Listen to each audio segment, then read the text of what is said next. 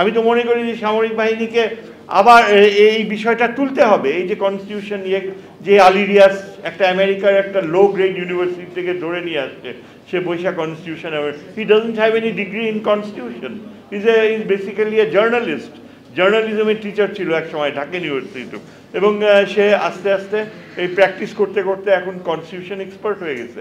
How the hell is he going to know which amendments are crucial for national security?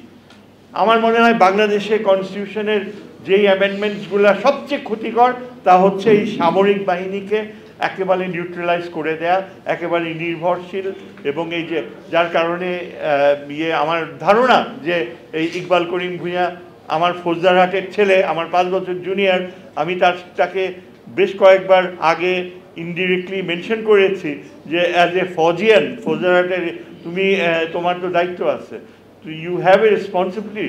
ও একটাই কথা বলতো, আমি constitution ছাড়া কিছু বুঝি না। How the hell can you say that? যেখানে কনস্টিটিউশনকে ডিস্টর্ট করছে, তোমার মোরালিটি, বিবেক, conscience, that is what really matters, not the loyalty in terms of literal loyalty to the constitution. Literally loyal হওয়া আর in a sense substantively loyal হওয়া দুটা তো different. So এই জন্য আমার মনে হয় যে কনস্টিটিউশনে it has to be ensured যে ভবিষ্যতে কখনো আর্মড ফোর্সেসকে এইরকম হিউমিলিয়েটিং পজিশনে রাখা হবে না by introducing this sort of amendment, যেটা আর্মড ফোর্সেসের মানে লয়্যালটি টু দ্য পিপল, যেটা ওই যে আমেরিকান আর্মি চিফ বলছিল না, ট্রাম্প যখন তাকে বলছে যে তুমি আমার জন্য ইউটিলাইজড হবে, তখন ওই যে জেনারেল মিলি কি বলছিল, he said that my loyalty is to the constitution, he meant that my loyalty is to the people. That was the heart of American democracy. যার কারণে এই যে যত কিছুই খারাপ করুক না কেন, আলটিমেটলি সবগুলার বিচার হয়।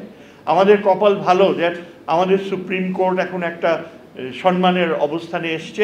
The chief justice is a learned man, and সে ঠিক যেমন ইন্ডিয়া আর পাকিস্তানের যেই লেভেলের সুপ্রিম কোর্টের চিফ জাস্টিস আছে, হাইলি এডুকেটেড, উনিও আমাদের ঠিক ওই ব্যাকগ্রাউন্ড।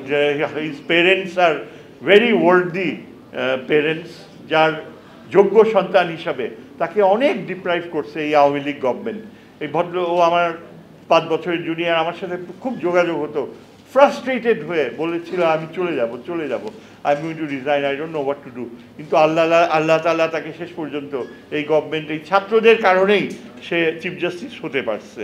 আমাদের চিফ অ্যাডভাইজার যেমন এখন ক্ষমতায়, কিন্তু চিফ অ্যাডভাইজারের একটা বড় সীমাবদ্ধতা হচ্ছে যে এই সিকিউরিটি রেলমে এই যে কনস্টিটিউশন, যেটা ফ্যাসিজম আর্মড ফোর্সেসকে তাদের কনস্টিটিউশনাল রাইটস ট্রিপল করে রাখছে, এই বিষয়টা চিফ অ্যাডভাইজার বোঝে না, জানে না, কেউ তাকে বোঝাবেও না।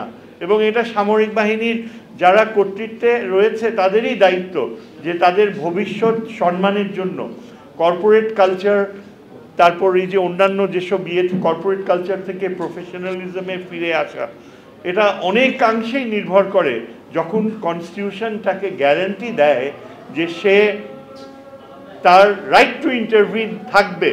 when the country requires him to intervene, he will, the army can intervene on behalf of the people. So এই ধারণাগুলো দিয়েই আমি আমার বক্তব্য শেষ করতে চাচ্ছি।